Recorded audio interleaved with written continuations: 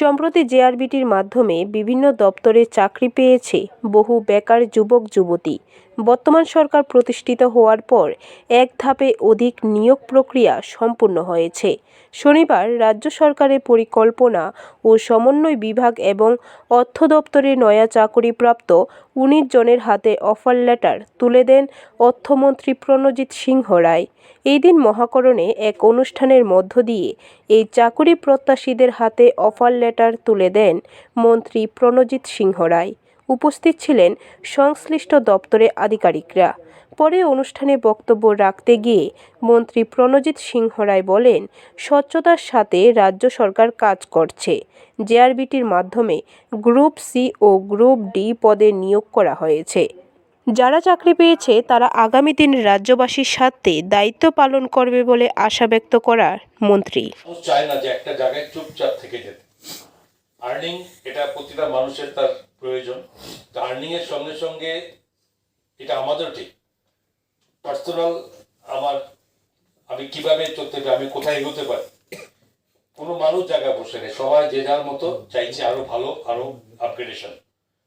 সুতরাং এখানে আপগ্রেডেশন তখনই সম্ভব হবে আমি আমার নিজের কাজটুকু যদি সঠিকভাবে আমি করতে পারি। পার্সোনাল ইন্টিগ্রেশন, পার্সোনাল আপগ্রেডেশন সেখানে ডিপেন্ড করে। তো তেমনি গভর্নমেন্টও ট্রান্সপারেন্ট। গভর্নমেন্ট আমরা কাজ করছি যে আজকে জিআরবিটির মাধ্যমে চাকরি হচ্ছে। এখন কি এটা সবাই আপনারা জানেন, যারা চাকরি পেয়েছে তারা বলতে পারবে। এটার জন্য কারোর পরামর্শ, সাপোর্ট আপনাদের প্রয়োজন হয়নি। এই চাকরি পেয়েছেন আপনার যোগ্যতা অনুযায়ী। গভর্নমেন্ট চাইছে যারা প্রকৃত গভর্নমেন্টের সার্ভিস দেবে তারা নিজের যোগ্যতা অনুযায়ী তারা চাকরি পাবে। এটা নিশ্চয় প্রত্যেকে জানেন। এমন নয় যে এটা আগে মিস্টার এক্স ওয়াই জেড এর কাউকে পার্সু করতে হবে, কারণ রিকমেন্ডেশন লাগবে। এখন কোন রিকমেন্ডেশনের প্রয়োজন, এখন কিসের প্রয়োজন? আপনার যোগ্যতার প্রয়োজন। এটা ব্যক্তিগত যোগ্যতার মাধ্যমে কিন্তু আপনি আজকে চাকরি পেয়েছেন যারা পেয়েছেন। সুতরাং এই যেটা আমি বলি, আপনি চাকরি পাওয়া, সরকারের কাছে যুক্ত হয়েছেন, ওয়েলকাম তো আমরা অবশ্যই করছি। কিন্তু আপনার আগামী দিনের কাজ, আগামী দিনে এগিয়ে যাওয়া, সরকারের কাজ, মানুষের প্রয়োজনে কাজ করা কিন্তু আপনাদের কাজের উপর নির্ভর করবে।